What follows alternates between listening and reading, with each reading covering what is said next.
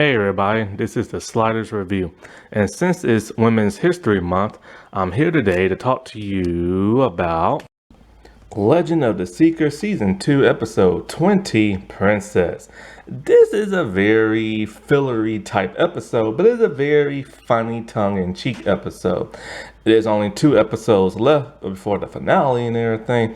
And they decided to go with a filler kind of tongue-in-cheek type episode, which is something I really don't understand when TV shows do that. Like, why have a filler episode towards the end of your series? And sadly, season 2 was the end of this remarkable show. And so this episode is just hilarious, but it highlights something really interesting.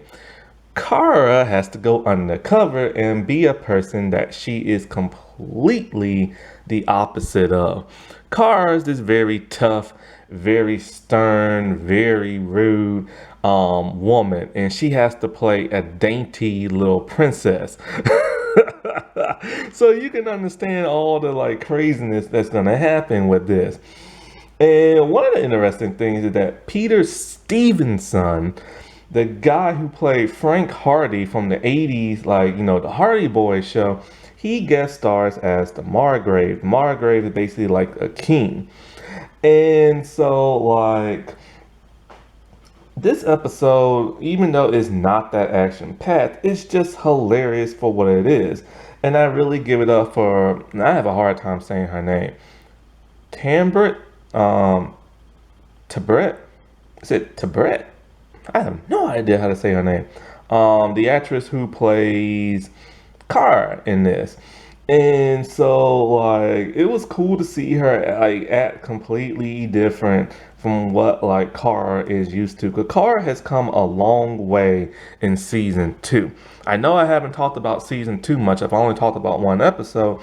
But pretty much in that first episode, that Valentine's Day episode, I gave you the gist of what's been going on. And Kara's journey is just leaps and bounds from that first episode, her first appearance in season 1 towards the end, and then throughout this entire season and stuff. She's one of those breakout new characters that people just fell in love with. Plus the actress is really hot, so And so because in the books, Kara does join Richard and everything. And so, but like I said before, the show is completely different from the books. That's probably what pissed a lot of people off. But for people like myself who didn't know, I didn't mind it at all. I just enjoyed it for what it was. But it took me a good while to enjoy it. At first, I didn't like it when I first saw a couple of episodes, and my friend told me this is more mature than Hercules and Xena, so you should really like it. So I gave it another go, and I ended up loving it. And so, in this episode, a lot has been happening with our hero, but not so much that you can get confused. Now, I am going to go through some of the other episodes very soon because I do like the female-centric episodes they have, and plus there are just some episodes that are just so cool. And then I will do a full season review like I always do. The show came out 13 years ago, or 14, I should say.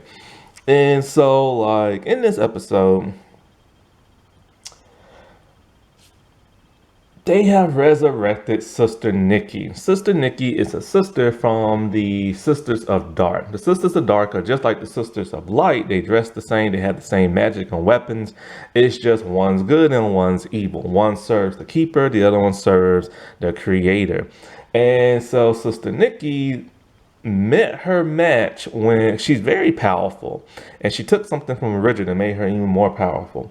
And so Zed was the one who killed her. And so in this season, they have the ability to bring people back from the dead as long as their body is still intact. It's a new type of way they do in season 2, which I'll get into much later on in a different episode. So they have to use a different spell of awakening because her body is no longer intact. Zed blew it up. And so when he blew it up, she needed a new body. So they found another sister, I forget her name. And everybody like, look, man, we need to bring Nikki back and her powers because she's the most powerful. So you need to sacrifice yourself. So she ends up sacrificing herself. They do their spell along with a different more Sith, because that's the way you have to do this type of new spell. And they put Sister Nikki body from the underworld into like this new girl. So now she has a new appearance and face. And with the new actress comes a new personality. And so she's very somewhat different from the other one. She's more meaner looking than the original one. And so like she has a way that she can get the Mother Confessor. See, now the plot of this season is that there was a prophecy. As long as the Mother Confessor pure heart beats, then the Seeker will conquer the Keeper. And the Keeper is like the devil. And so like everybody's now been trying to kill Caitlyn and everything, the Mother Confessor. So she has a way to prevent Richard from succeeding. So we see like, our group, and they're walking around the woods like they always do. Then all of a sudden 2 guards come down and they kidnap Kaylin. A guard is kind of like this demon, very messed up looking, with like wings of a bat and a long tail. They're like human size and stuff like that. We saw them in the pilot episode. Go watch that, and go watch my review of that. And so like they take her. And so I'm like, wow, we're going to get monsters in this show again. Because this is one thing that's been bugging me. They have all these cool monster designs and all these cool costumes, yet they don't do nothing with them. They show up very briefly and then that's it. And so the monsters are like, in the books, and people never really got to see them. And I wanted to see them fight monsters, but they never do. They always fight humans, very similar to Hercules and Xena. And my problem with that is there was one episode of Xena where she found Marcus. I forgot to talk about that for Valentine's Day. Maybe I'll do it next year, or maybe I'll cram it in next month or something. I don't know yet. So anyway, there were these 2 CGI harpy looking monsters, very similar to that of Agar. And so the CGI was atrocious for the Xena episode, because that was back in like the 90s and stuff. And so, but they still had those monsters in there for a good length of the episode. And so I'm like, if they could do that back in the day, and it's created by the same people who's making Legend of the Seeker, well, at least who produces it and stuff, then they should be able to do it easily with suits, but they don't. So Richard is like scared, and he chases after Caitlyn with the horse, but they're all up in the air and he can't reach them. Zed informs him that he believes he knows where they're going. Apparently guards are like wild creatures that sniff out like their prey, because they can't see, but they can sniff it out with like blood. But this is what's so weird, is that a guard can't see, but it can smell the blood of something and it can hear. And they use blood flies to seek out their prey. There were no blood anywhere. There was no blood flies. So they kind of broke that continuity and everything from season 1.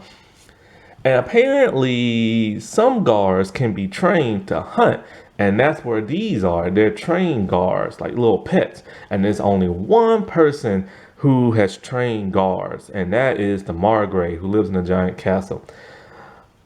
Basically, it's plot armor and everything. And so, like, it's just kind of weird that all of a sudden, this one person that they know of has these guards, and the guards, it's just plot armor. So he's trying to tell a very impatient Richard and everything. And so, like, basically, they don't understand why, the Margrave will want Caitlyn for. So the next morning, Zed talked to some of the people in town, and he overheard some stuff. Apparently, the Margrave has struck a deal with the Keeper.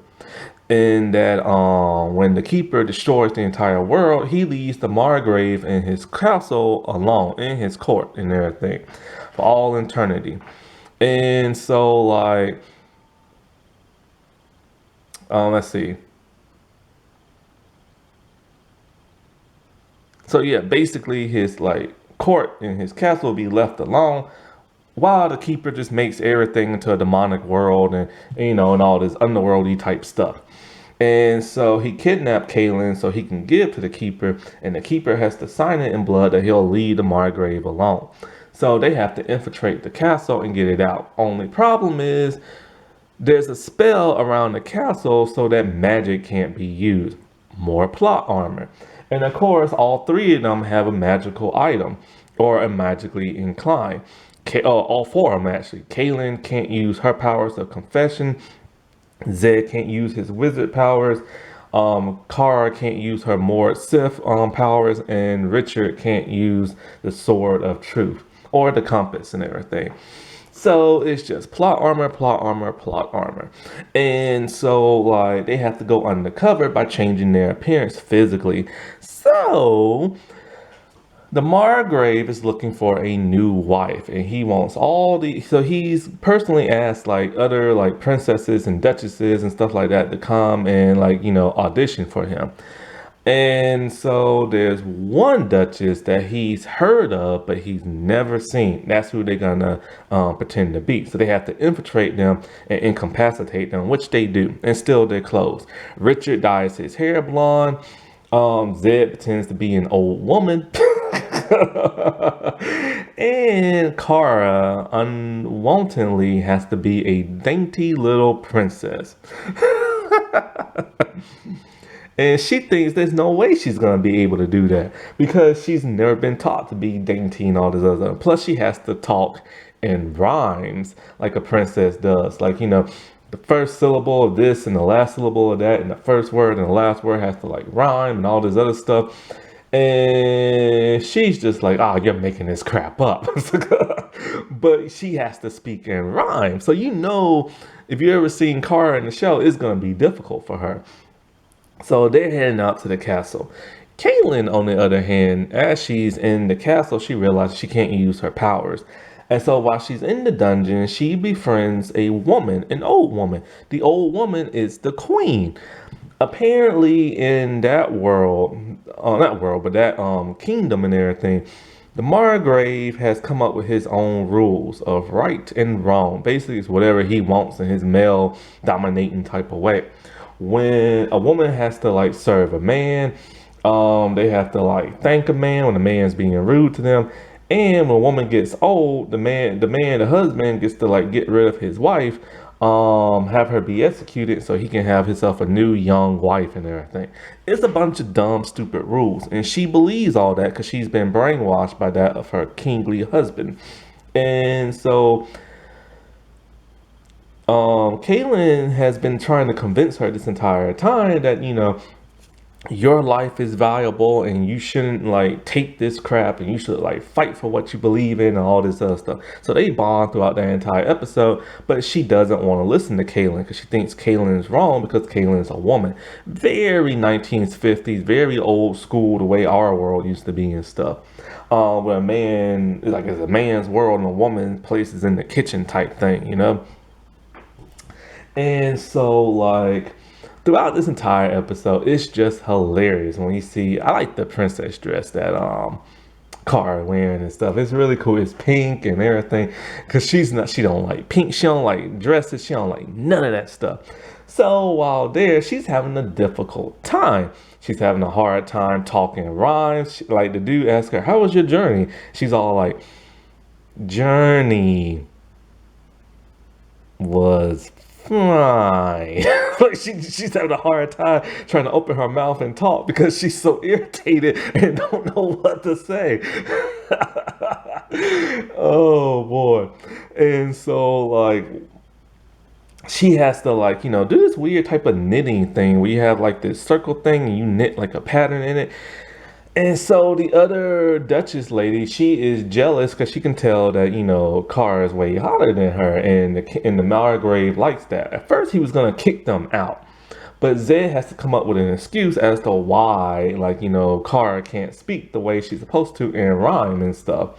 That, the journey's been long and this and that, and she's tired. The Margrave is very stubborn, and he doesn't like for people wandering around his castle, and he likes to micromanage everything. And so Richard, his whole thing is he wants to go looking around the castle to get to the dungeon and find like Kaylin. So he has to make a excuse to ask, like, he wants to check out the dungeon and this and that. And as soon as he's about to get there, some stuff comes up. So he's trying to talk to the royal, like, assistant dude and trying to convince him to, like, go inside the dungeon and check out, like, the mother confessor and bang her. The dude was about to let Richard do it until he decided not to. And so, because he's scared he'll be hung for that and everything. See, Richard's character, the prince dude that he's pretending to be, he's supposed to be just this horny male who bangs tons of women. And so, like, the personal assistant dude, he falls in love with Zed and everything, because they're both old and he wants to, have somebody for like eternity and stuff. And so basically the other princess Duchess lady, she doesn't like Cara, so she's trying to do everything she can to ruin things for Cara, tripping people, forcing Cara to display her knitting thing, and all this other crap. And Cara realizes if she's gonna have any chance of making this succeed, she has to be herself. So she finally is able to come up with a rhyme talking about how she punishes people in her dungeon and everything, which the Margrave is kind of liking that. He's liking that bit of an edginess to her, which the other princess lady can see and does not like. So when Cara starts to hear about the word hunt, she's like hunting. And so like the Margraves are like, oh, I like a woman I can hunt with and everything. So they go to hunt some creature, I forgot what it's called. It looks like a minotaur, and once again they barely show it in like the show. And so the other Duchess princess lady's like, oh, help me, I'm such a girly girl and I can't kill this monster and everything. And so Cara's like, screw this, and she just charges in front of both them and she shoots the minotaur looking thing down. Then she takes a knife, cut out its liver, and she eats it raw.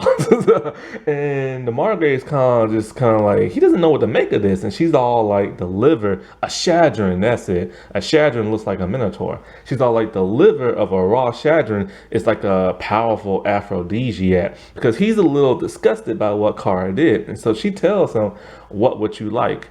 Eternity with this little snowflake, or eternity with me and everything I can do to you and everything. So she starts to use her seductive ways to like really get under him and stuff. And he's liking that to the point where he's ready to pick Cara and everything. And so, but then the Duchess princess lady ruins things for them. See, what is it? The Margrave has two daughters, two sisters. One's skinny, one's bigger. They do make some slight fat jokes in this, which it was 2010, but still no excuse. And so she likes Richard. So he realized, oh wait, he's supposed to be the horny dude. If he can come on to her, he can find the key to the dungeon and rescue Kaylin. So she takes him to the bedroom and she starts trying to make out with Richard. And Richard's kind of like, whoa, don't you want to like take this slow? And she's like, nope. So then the other Duchess lady finds that out and she tells the Margrave, but he's pissed that Richard wants to devour his sister. So he wants Richard either removed or beheaded or something. So Richard makes up the excuse of, no. The sister's all like, she wants a plaything too for all eternity and everything. So he's all like, all right, fine, I'll spare his life if you marry my sister. So now Richard has to get married and stuff. Well, it's towards the end and the special guests have arrived, the Sisters of the Dark, with the contract signed in the keeper's blood. And here's the thing, the Duchess's lady, they don't know about all this eternity stuff. So that should have ticked off the Margrave that somehow Cara knew about this. So Richard and Cara and Zed, they have to keep their faces hidden and everything, because the Sisters of the Dark know what they look like, especially their sister Nikki, which they're shocked to see. Sister Nikki's face looks completely different. So while they're trying to conceal their faces with like cups and like forks and spoons and stuff like that, Cara decides it's time for her to get that key because she can't do this no more. So she seduces, like, the Margaret to take him into bed. And while he's in bed, she puts a knife to his throat. So they fight and everything. And then Sister Nikki realizes that the personal assistant is acting weird because she's getting impatient at this point in time. And so she wants to Margrave now. But Zed's like shaking his head no. And the personal assistants are like, oh no, the Margrave's busy, blah, blah. So she wants to know, why is he taking orders from this old woman? But then she starts to look at him very closely and is all like, oh, I recognize those eyes. How could she forget the man that blew her up? So she knows exactly who they are. And so a huge fight breaks out. And so Richard doesn't have his sword of truth, but Richard can still fight with another weapon nevertheless. And so it's just a huge fight between like Richard, all the Sisters of the Dark, and Richard literally takes one of their weapons. It looks like a giant throwing star, and he throws it at a woman, one of the Sisters of the Dark, and it goes completely in her skull. I'm like, dude, that's syndication for you. And so like Carr, like, gets the key from like the Margaret after she beats him up, and then she goes down into the dungeon. As soon as she's about to go to the dungeon, she has to fight off the guards and everything, and also some Sisters of like the Dark. So it's a huge battle with her, and we've never really seen her use a sword before because she uses her magical agils. And so at this point, Kaylin she has been trying to convince the queen, you have to do things on your own, especially if you want to escape. So Kaylin literally tries to escape herself. She takes the metal plate, she bends it up, using it as a blade, cuts one of the guards' necks, and tries to escape. So now it's a huge battle between all of them, and it's Kaylin and it's like Carr like fighting side by side. And it's a lot for them two because these two have such the journey throughout the entire like season of hating each other and now looking at each other as like sisters and everything, and respecting one another. And so Sister Nikki knows she's outmatched now because everybody's like, her people she came with are all taken out, all the guards are taken out. So Richard and like, Zed, they come into like the dungeon area. So Nikki's all, and they all like, you can't use your magic in this place, Nikki. And she's all like, well, I got all the magic outside. So she busts through the window, falling down. And they're up a couple of stories, and then her magic comes back and she teleports on out of there.